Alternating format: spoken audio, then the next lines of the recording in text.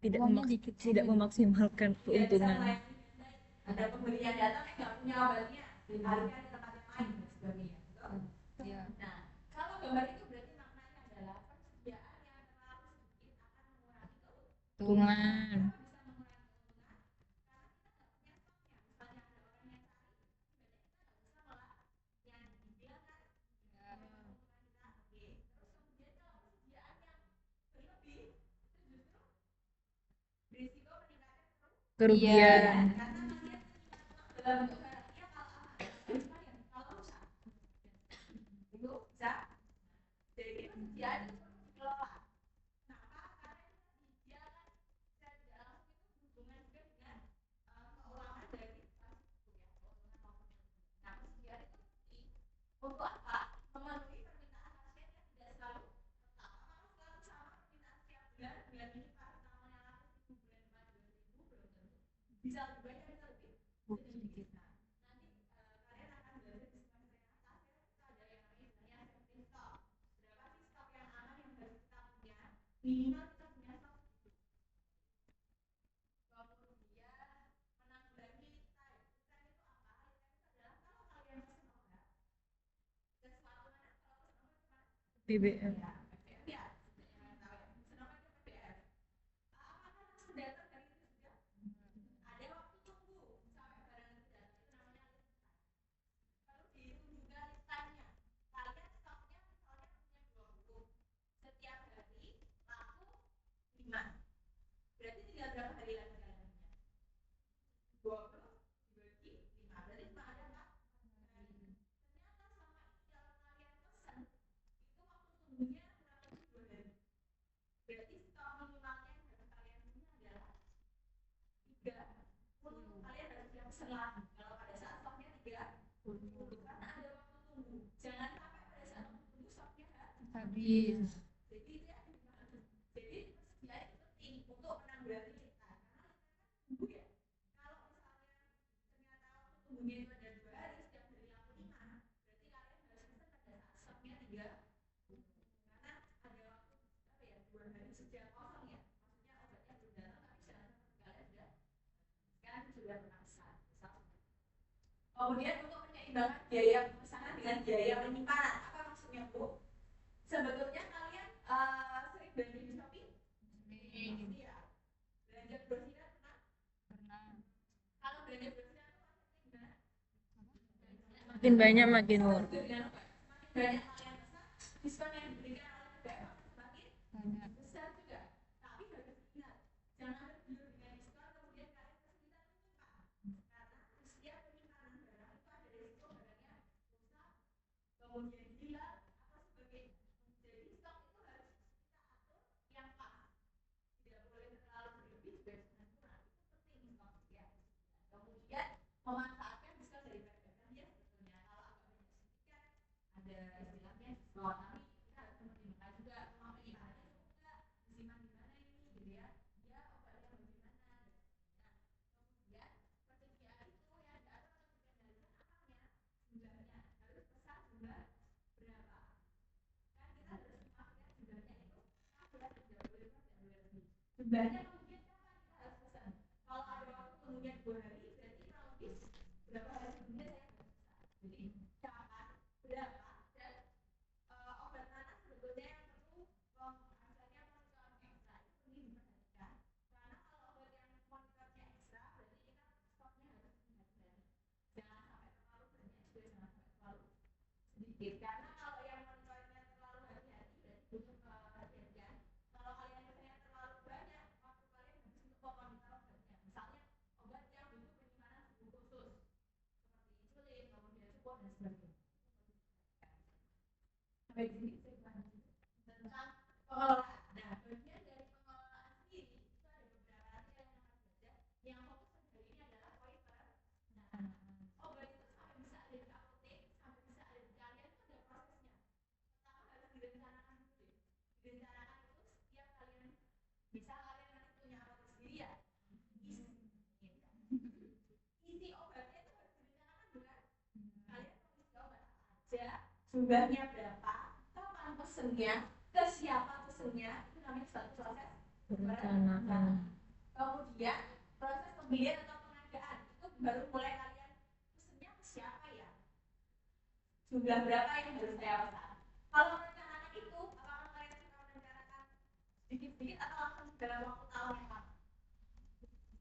Biasanya kalau perencanaan itu akan dibuat untuk perencanaan tahun depan supaya tidak berkali-kali, tapi pengadaannya bisa dibuat pesan untuk 3 bulan, mungkin 3 bulan lagi, 3 bulan lagi. Kenapa? Karena perencanaan itu kan namanya rencana ya, bisa saja berubah. Jadi pengadaan itu yang lebih apa ya istilahnya aktualisasi dari perencanaan kalian. Mungkin perencanaannya untuk 1 tahun supaya lebih mudah ya kalian. Tapi habis itu eksekusinya biasanya beli dulu untuk kebutuhan 3 bulan. Nanti 3 bulan pertama evaluasi biasanya nggak perlu direncanakan sendiri, nanti dikurangi pesennya. Ya. Itu pengadaan ya. Pengadaan itu berarti proses diadakan barangnya. Direncanakan apakah diangan-angan aja enggak harus dilakukan. Tugasnya kalian juga nanti saya masalah ini ya. Enggak mungkin bisa selesai kalau nggak kalian setelah diadakan ada penerimaan, harus diterima. Ya kan? Diterima apa sih penerimaan itu? Yang penting adalah apa yang kalian pesan datangnya kesesuaian. Ya, kalau penerimaan dia ada penyimpanan. Tadi mana obat-obat yang disimpan di tempat khusus, kemudian penyimpanan seperti apa itu nanti kalian atur. Pemusnahan dan penarikan itu ada. Obat-obat yang sudah kadaluarsa, obat-obat yang ternyata memang dicari oleh BPOM dan sebagainya, kita akan ada sendiri. Pengendalian itu kalau di apotek ya stok gitu ya, kemudian pencatatan dan pelaporan, contoh narkotik, psikotropik kan harus dilaporkan jumlahnya setiap bulan. Nah kalau pendistribusian ini khusus untuk vaskes yang ada di rumah sakit. Kalau rumah sakit kan harus didistribusikan ya ke pasien di ruang perawatan. Nanti kalian akan mengerti. Ini fokusnya ke perencanaan. Nah perencanaan itu apa sih? Proses sistematis. Untuk apa? Menentukan jenis dan jumlah. Itu yang paling penting. Kalian kan bisa bilang kalau punya apotek kalian harus merencanakan mau diisi obat apa, jumlahnya berapa. Jumlah sediaan farmasi pastinya yang dibutuhkan adalah ada pairing obat tertentu. Biasanya untuk 12 bulan. Jadi perencanaan ada proses di mana kalian merencanakan mau mengadai mau isi apa, jumlahnya berapa untuk waktu 1 tahun. Jangka waktunya itu ada berapa lama? Ya biasanya sih perencanaan pasti untuk kebutuhan 1 tahun supaya nggak berkali-kali merencanakan. Kemudian tujuannya apa? Ya supaya pelayanannya itu berjalan efektif dan tidak terjadi stock out atau kekurangan dan juga tidak terjadi overstock. Karena kalau overstock nanti apa? Bisa rugi ya karena penyimpanan itu juga ada biaya. Misalnya yang disimpan di kulkas juga penyalahan kulkas berapa lebih banyak, semakin banyak stok bukan untuk itu lebih bagus ya. Belum pasti. Oke, nah ada hal-hal yang perlu diperhatikan dalam perencanaan yaitu pola penyakit, kemampuan masyarakat dan budaya masyarakat. Nah, kalau kalian mau merencanakan sesuatu, ya merencanakan kebutuhan obat dan sebagainya itu menyesuaikan atau memperhatikan beberapa hal. Pola penyakit, apakah di setiap daerah itu sama? Setiap apotek di setiap misalnya ya daerah Jember yang pesisir sama yang di sini, apakah penyakitnya sama? Beda. Bisa beda. Berarti obatnya yang disediakan tidak harus sama toh. Yang direncanakan disesuaikan dengan pola penyakitnya. Misalnya banyak daerah pesisir itu ada ispa apa, ada daerah Papua sana merah apa. Menyesuaikan dengan pola penyakitnya. Kemudian kemampuan masyarakat. Ya kalau apotek yang daerah sanitasinya dalam masyarakat menengah ke bawah, maka obat generik ada pasti. Tapi kalau misalnya kalian buat dia atau gimana itu kan ya emang paten-paten pasti obatnya itu kan KKM gitu kalau misalnya. Jadi menyesuaikan dengan kemampuan masyarakat sekitar yang harus kalian adakan obat generik atau obat paten yang lebih baik. Dan budaya. Nah, metode perencanaan itu ada 2. Metode di yang saya share ada nggak misal dari nggak foto? Tidak ada. Oke, nanti saya tunjukkan ya. Intinya itu adalah tabel yang memperjelas perbedaan antara perencanaan dengan metode konstruksi sama metode koordinasi. Jadi kita fokus ke perencanaannya karena nanti kalian akan belajar ABCD. Untuk metode konstruksi berarti merencanakan dengan melihat data penggunaan obat 1 tahun sebelumnya. Sebelumnya. Jadi punya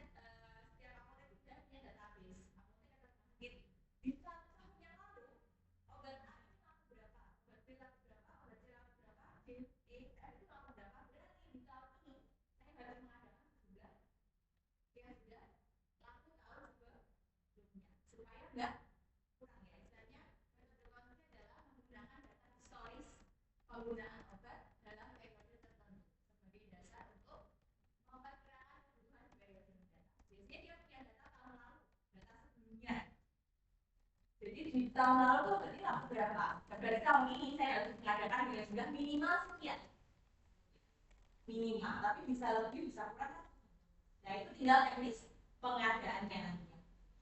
Kemudian kalau metode mobilitas itu didasarkan pada angka kesakitan atau jumlah kasus penyakit di suatu wilayah atau populasi tertentu.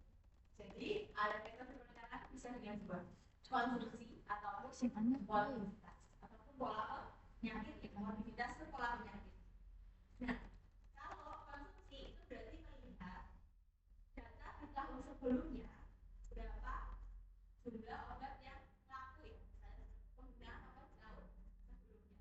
Kalau yang metode mobilitas itu melihat merencanakan obat ini, melihat oh penyakit ini paling banyak kejadiannya, berarti saya merencanakan obat ini lebih banyak. Tapi metode mobilitas ini sering ada kekurangan. Kekurangannya adalah kalau di apotek apakah kalian bisa memastikan kalau penyakitnya itu sama? Kalau di rumah sakit mungkin punya data yang cukup. Apotek kan orang dari daerah mana, saya rumahnya di Surabaya, saya mampir pas saya lagi lewat Probolinggo. Apakah itu berarti pola penyakit di Probolinggo itu sama kan? Enggak ya. Kalau di rumah sakit oke, bisa pakai metode mobilitas. Yang umum biasanya adalah metode konsumsi. Karena melihat memang real penggunaan di tahun sebelumnya. Kalau pola penyakit itu tergantung apa ya, banyak hal ya. Untuk metode konsumsi itu bisa dikendalikan atau kalian bisa merencanakan itu berdasarkan beberapa metode. Tapi yang akan dibahas hari ini itu adalah ABC PET. Di mana ABC itu adalah singkatan dari always, better, control. Dan kalau yang PET itu singkatan dari vital, esensial, dan non esensial. Fokusnya adalah dua yang saya berikan. Apakah metode ini bisa sendiri-sendiri? Bisa PET saja. Merencanakan berdasarkan PET, merencanakan berdasarkan ABC, atau merencanakan berdasarkan gabungan keduanya, ABC dan PET. Biasanya kombinasi keduanya yaitu ABC PET. Oke, kita akan bahas satu. Untuk yang ABC dulu. Kenapa jadi bilang dan nah, ABC PET dulu ya. Kalau metode Pareto atau ABC itu adalah intinya pada metode ini obat yang mau laksanakan itu kelompok ada kelompok A, kelompok B, dan kelompok C. Gimana tuh cara mengelompokkan A, B, dan C-nya? A itu adalah obat yang paling banyak penjualannya atau fast moving, atau obat yang paling mahal.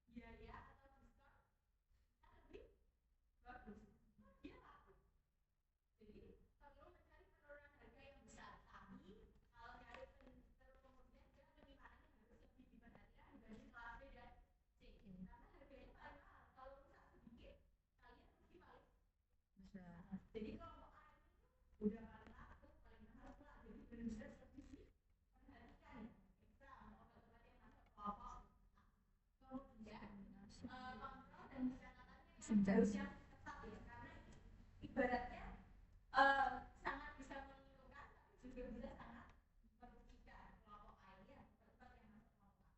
Kemudian kalau kelompok B ya sudah kami kasus kok aja kalau terlalu ketat ya, tapi tetap harus dihindari. Gimana dengan kelompok C? Itu bahkan santai aja ya, karena dia nggak terlalu merugikan juga kan, apalagi dia slow moving. Kalau disuruh pilih kalian nanti mau stop, kira-kira banyak stop yang mana? Ya tadi dengan catatan kalian harus memantau lebih. C kalau bisa nggak usah disediakan C nggak usah, karena tuh ujungnya dia udah slow moving juga. Misal bisa di kalian bisa merugikan kan ya, misalnya A B C kelompok A. Nah, bagaimana cara kita melakukan analisa yang akan saya ajarkan kalian untuk latihan. Nah, membuat daftar semua obat disertai dengan harga satuannya. Kalian kalau mau merencanakan, pasti udah bayangan ya, mau merencanakan obat paracetamol 1000 tablet, harga tabletnya berapa? Ya. Kemudian apa-apa harus dikirinya dulu. Kalau mau merencanakan harus Indonesia ya. Setelah itu masukkan jumlah pembukaan atau jualan dalam harga tertentu misal 1 tahun. Kalikan harga dengan jumlah pembukaan, hitung persentase nilai, kemudian urutkan. Nah, caranya kita langsung latihan aja atau nanti aja latihan. Intinya ada yang juga kalian. Kalau ABC itu kalian nanti akan saya latihan untuk mengelompokkan dulu mana yang masuk obat A, mana yang masuk obat B, dan mana yang masuk obat C. Kelompok C ya, itu adalah latihannya setelah ini. Pokoknya intinya itu adalah pengelompokan dulu. Gimana dengan yang PEN? PEN itu juga pengelompokan menjadi 3, yaitu vital, esensial, dan juga non esensial. Apa bedanya? P vital berarti obat yang harus ada. Kalau E esensial itu penting untuk diadakan. Kalau yang N non esensial itu dia adalah obat yang kurang penting dan biasanya hanya sebagai penunjang. Adakah yang bisa memberikan contoh untuk tiap-tiap golongan tersebut obat-obat yang vital harus ada adalah paracetamol.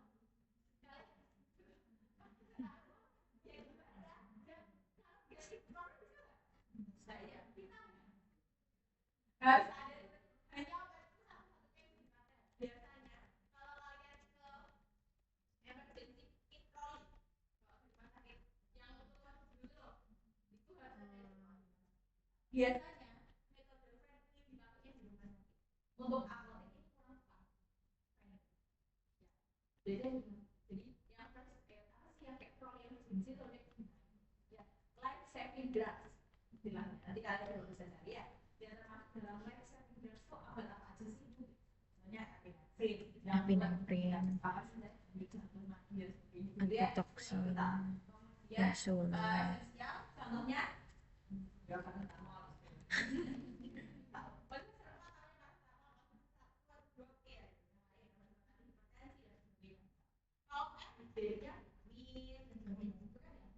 Contohnya penunjakan.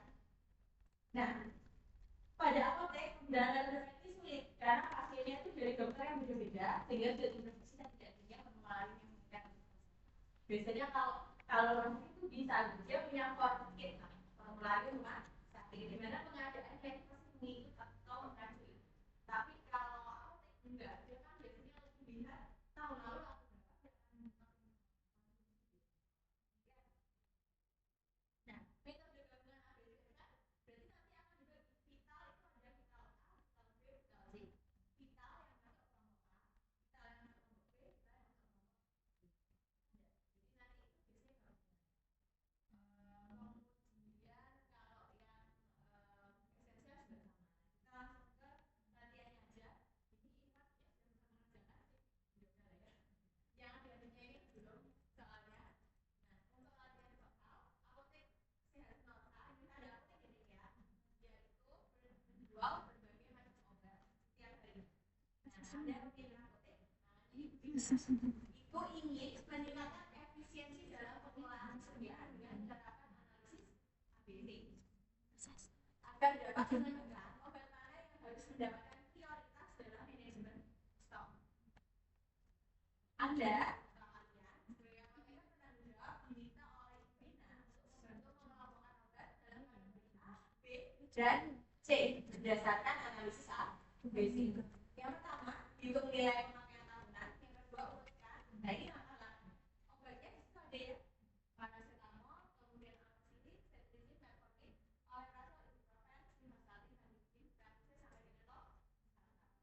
Pertama kali yang harus kalian lakukan adalah hitung harga alias Jumlah. coba dihitung dulu harga alias jumlah itu untuk melihat yang namanya total 1.000 kali 10.000 berapa? nilai pemakaian tahunannya 10 juta. nilai tahunannya berarti adalah yang pertama cari dulu ya harga kalian oke dapat Bentar itu. kalau boleh kan bisa pakai Excel loh mungkin Tuh, malas. Malas. berarti 1.000 kalinya 10 juta. Siap. Ayo, kamu sing hitungan. Tanya kok ide kesana. Kesuwen nih. Ya kan? Cekatnya terus. 3.000. 3.000 kali 2.000. Hah? 6 juta. 6 juta 1.500 kali 7.000 10.500.000 10.500.000 kan kayak sama Sudah sayang. kayak Excel sudah ada Saya kata ini terus sih, tapi ayo. amoxicillin bisa lebih cepet dan lebih akurat cetirizine 6 juta metformin 105 10.500.000 kemudian omeprazol 12 juta ibuprofen 9 juta simvastatin oke ranitidin kemudian vitamin C 8 kali 300 8 juta 300. Oke, sudah dapat semua ya? Itu adalah nilai pemakaian tahunan. Itu yang pertama harus kalian cari. Besok kalau kalian PKT sebelum lamaran kerja bisa ya. Cari harga sudah dapat. Harga kalian sudah.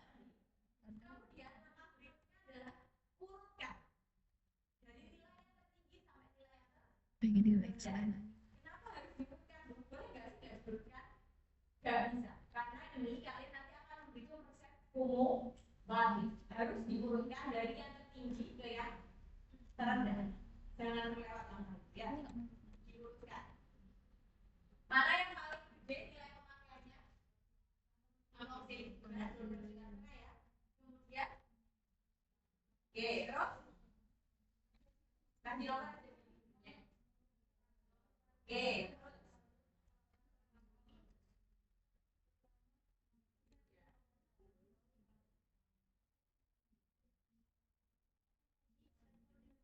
langsung ya kan ya Yang paling tinggi paracetamol, kemudian amoxicillin, sama semua, omeprazol,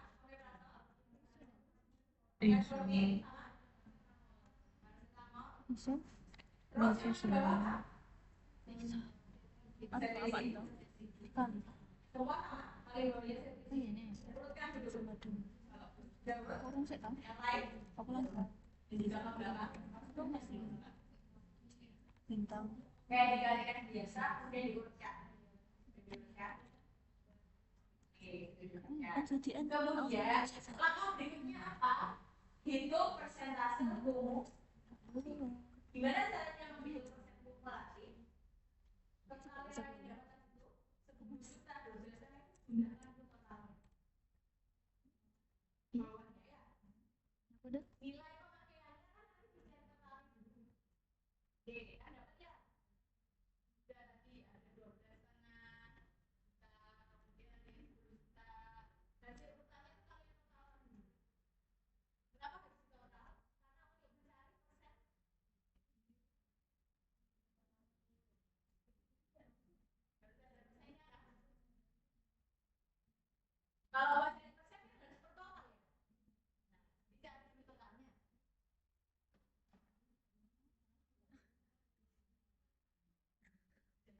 12 dikali asalnya berapa? Sama semua. 92 juta. Ya, sama ya. Oke, berarti langkah pertama cari persen amoksilit. Berapa persen amoksilit?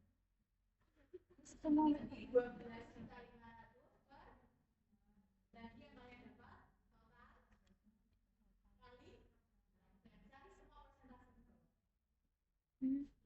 Ya, cari semua persentasenya. cari Ya kan, per total ini ya yang kalian dapat ya. Jadi tabelnya adalah tabel yang saya buat itu jumlah terjual per tahun. Kalian tinggal tambahkan nilai pemakaian. Ya kan? Kemudian persentase. Kalian sampai di sini ya tahunya sekarang persentase. Nilai pemakaian ini jangan lupa dicari toh. Berapa harus jadi total karena untuk mendapatkan persentase. Caranya persentase adalah nilai pemakaian dibagi total kalikan 100%. Ada yang dapat? Ya. Belum. Amoksilit berapa?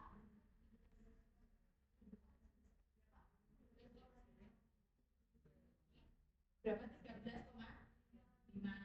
Ya, 55 ya. Kemudian bawahnya amoksilit. Omeprazol berapa?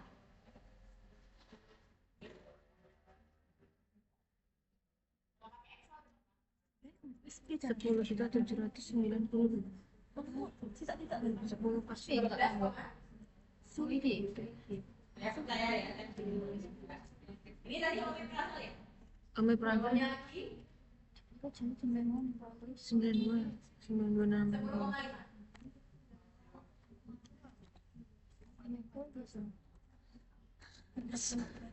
Bingung sampai sini? 11,3 juga. Terus nanti kalian cari bawahnya ya. Oke. Ya, sampai sini dulu. Saya tanya, sampai sini bingung nggak? Cari persentase. Bisa ya? Oke. Habis itu harus cari persen kumulatif. Gimana caranya nyari persen kumulatif? Berarti persen kumulatif yang pertama sini berapa? 13, terus kalau yang persen kumulatif omeprazol berapa?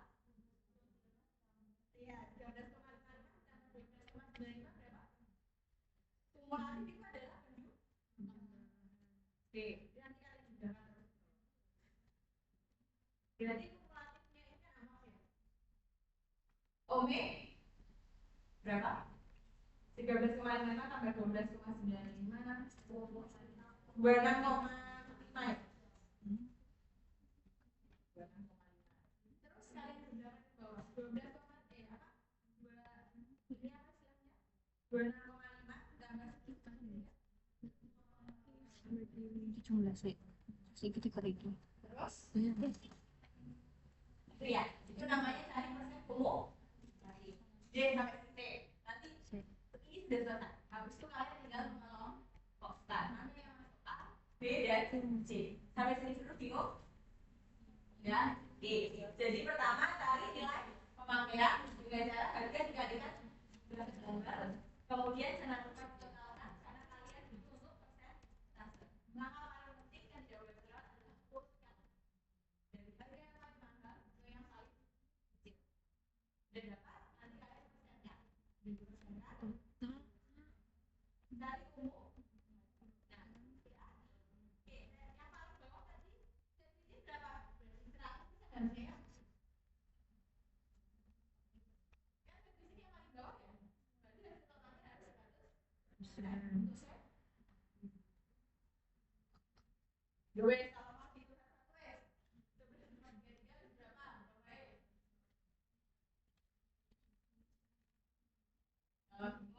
Saya tahu ya. Jujur ya. Kan ini pasti nilainya semakin naik ya. Harusnya semakin ke bawah. Dan kumulatifnya pasti harus 100% ya. Logikanya seperti itu. Berapa ini? 12.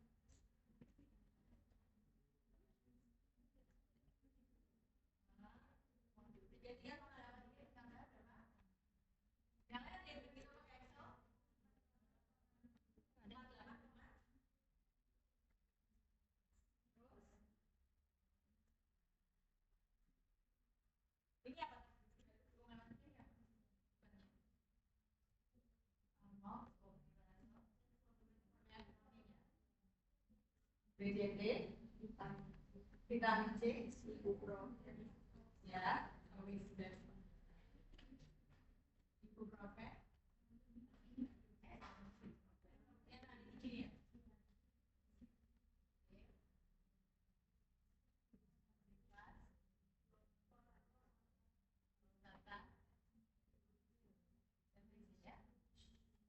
Oke, ini berapa? Adalah kemana dua? Itu yang lain? Siapa ada jauh Adalah kemana dua? Dalam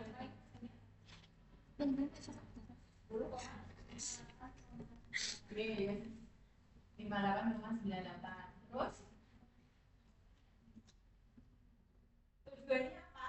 Kalian harus hitung ini karena untuk membedakan mana yang A, B, dan C. Tadi A itu sampai berapa persen pemakaian? 70%.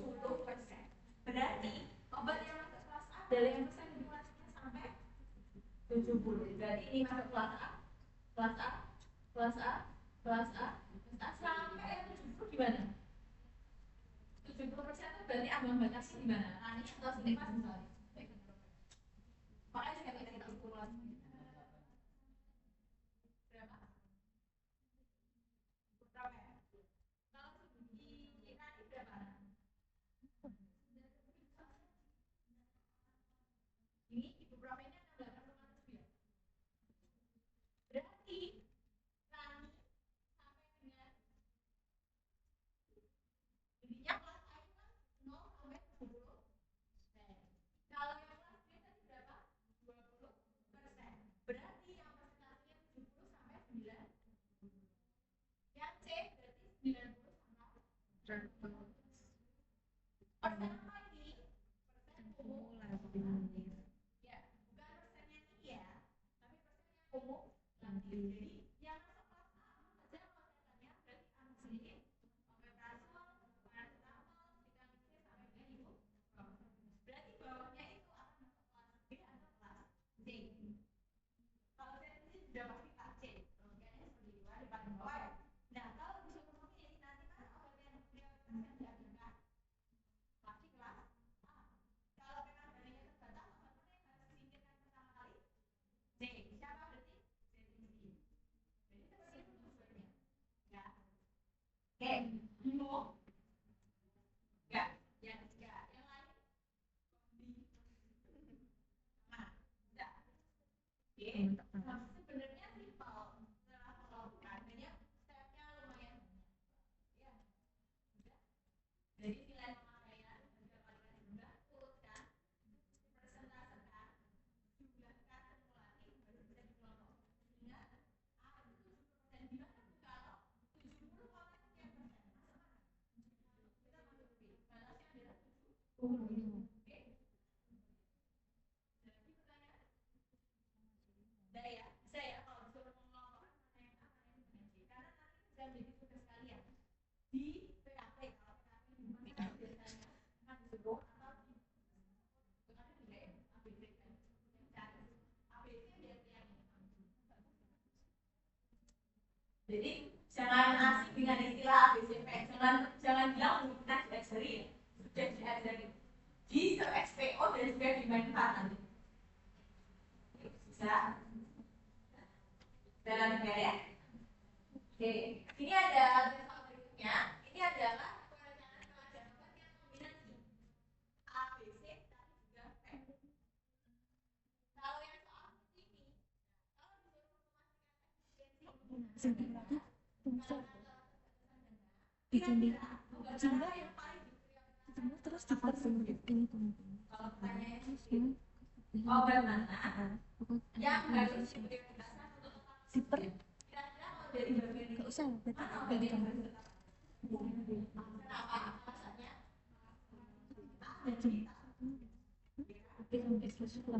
Obat yang baiknya dari daftar vitamin D. Kenapa? 100%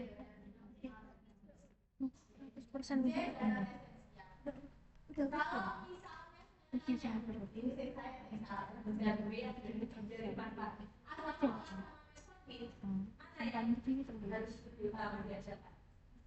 Harus mending mengajarkan itu, yang ini nggak usah diajarkan nggak apa-apa. Mana yang lebih utama? Ya, kalau tabel ini ada kelas ya, tapi seharusnya kan ada pengindex. Tapi kalau dari kalian memahami maksud tabel bahwa C esensial C itu lebih daripada yang kelas B, tapi dia non esensial, lebih utama ya, walaupun dia kelasnya C. Tapi kalau secara ideal dan kalau sama-sama ya pindah. Yang penting mas saya berarti kan bisa tabel ya. ABCD itu seperti itu sebenarnya. Gimana aplikasinya?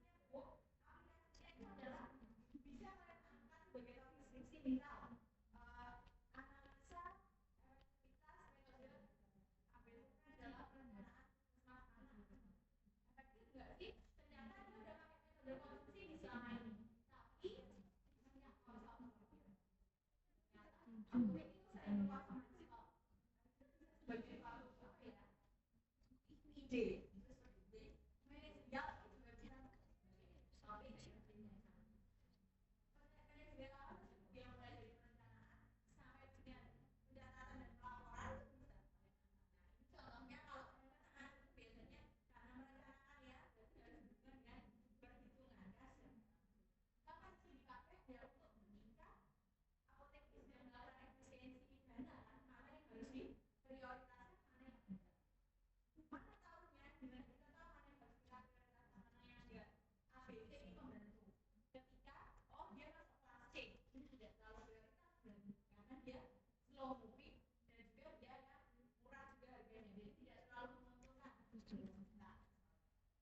Ya, B itu seperti apa? P, A, seperti apa? Kalau P itu berarti biasanya P, A, B, C, P itu seimbang. Kalau di apotek biasanya A, B, C. Kalau P ini karena sulit kalau di apotek obat yang harus ada, yang tidak ada, mana tidak ada, sehingga pasien itu ada berat, ya, yang harus ada hal seperti itu. Rasanya kalau di apotek hampir semuanya esensial, ya, atau non esensial. Tapi kalau tidak selalu ada, kalau nggak ada di apotek tidak di apotek sudah ya, atau cari kalau iya, P, ya, kombinasi yang berbeda. Oke, ada pertanyaan lagi? Ya ada ya. Jadi kalau itu karena sudah jam 5, saya ucapkan terima kasih atas kajian dan perhatiannya.